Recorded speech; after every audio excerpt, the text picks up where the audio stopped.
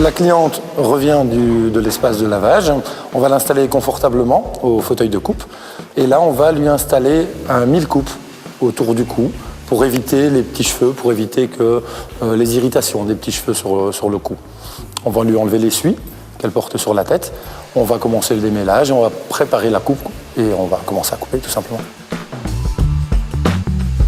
Comme pour tout, l'hygiène dans un salon de coiffure est primordiale. On va utiliser un peigne, mais pas un peigne à chaque coupe. On utilise généralement les mêmes peignes, les mêmes ciseaux. Donc, ces objets-là sont en contact avec plusieurs personnes différentes. Afin de rassurer la cliente, nous allons, devant elle, appliquer un spray désinfectant neutre.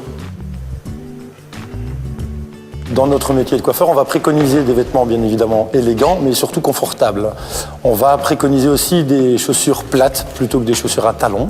On va demander de porter très peu, voire pas du tout de bijoux, pour éviter d'accrocher les cheveux de la cliente, mais aussi pour éviter les contacts, de porter des ongles courts. Les ongles trop longs peuvent se retourner, faire mal et voire blesser la cliente. Donc une tenue confortable qui résiste toute la journée, bien évidemment, des vêtements élégants et confortables.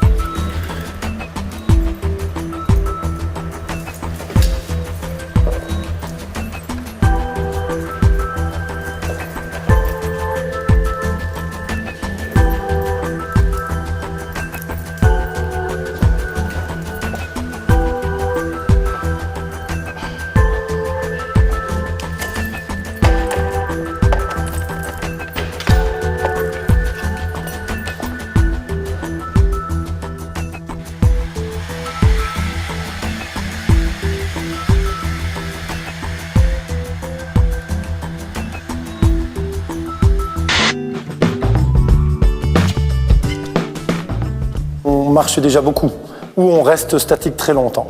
Donc on va éviter de faire des pas inutiles, on va essayer d'avoir un maximum de proximité avec notre matériel, avec nos outils. On a de plus en plus d'outils qui s'adaptent vraiment aux doigts. Donc les ciseaux sont un prolongement des doigts. Et on va essayer de faire en sorte de trouver la meilleure paire, il en existe beaucoup, mais qui s'adapte vraiment à la position de nos doigts. Maintenant nous avons différents peignes aussi, qui sont de plus en plus adaptés tant aux techniques de coupe, mais aussi au niveau ergonomie. On se rend compte que nos doigts bougent beaucoup dans la coiffure. Le peigne maintenant, avec une forme différente et adaptée, nous aide beaucoup plus dans les mouvements du poignet ou les positions des doigts.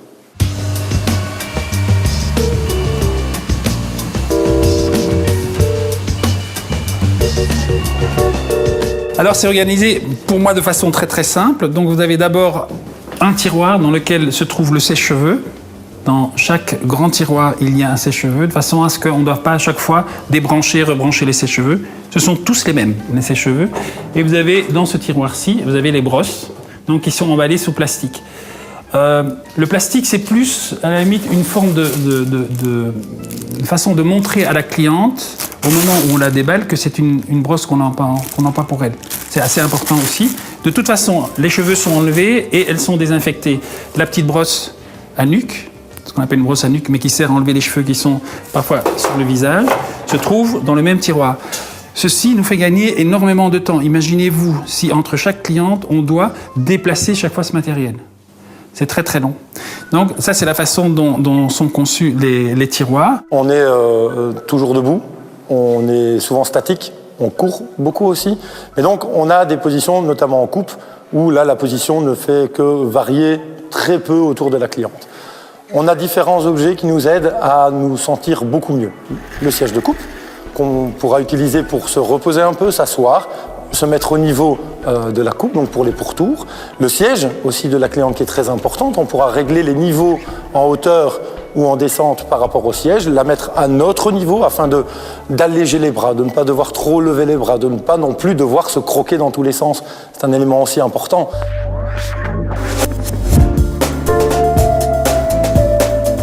Si vous voulez acheter un fauteuil, il faut acheter un fauteuil à pompe hydraulique. Ça, c'est hyper important. Donc, ça nous permet de monter le fauteuil à la bonne hauteur pour faire les coupes. Et, très important aussi, de le descendre, justement pour que la cliente soit assez basse pour faire les brushings, de telle sorte que ce ne soit pas trop pour le coiffeur. Ça, c'est important. Deuxième chose importante, c'est de veiller à ce que le pied du fauteuil ne soit pas dominant, pour que quand on travaille, on ne bute pas constamment contre le pied. Et troisième chose que beaucoup de gens oublient, c'est que malgré le fait qu'on ait une pompe hydraulique, beaucoup de coiffeurs travaillent sur un tabouret de coupe. Comme celui-ci par exemple, justement pour quand on fait des coupes sur des longs cheveux, etc., on passe assez bien de temps pour se soulager, on s'installe sur un tabouret de coupe.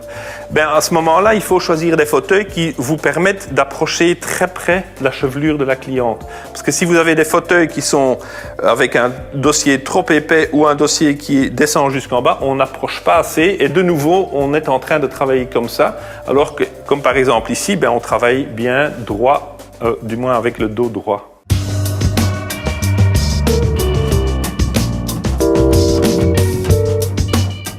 Dans notre technique de travail, c'est clairement écrit dans le livre de recettes, il doit y avoir 40 cm entre les yeux et les mains.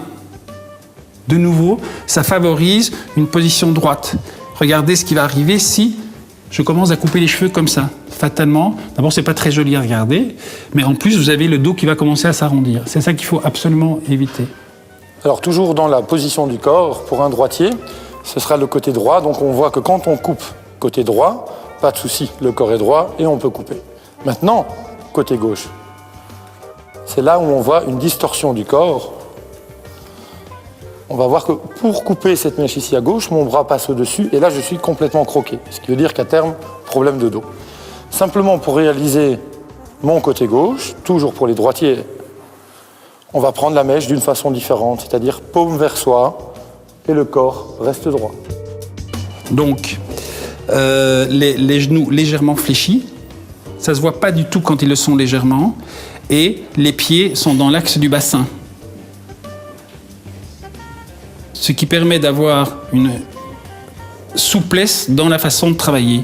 Donc je vais pouvoir me pencher d'un côté et de l'autre.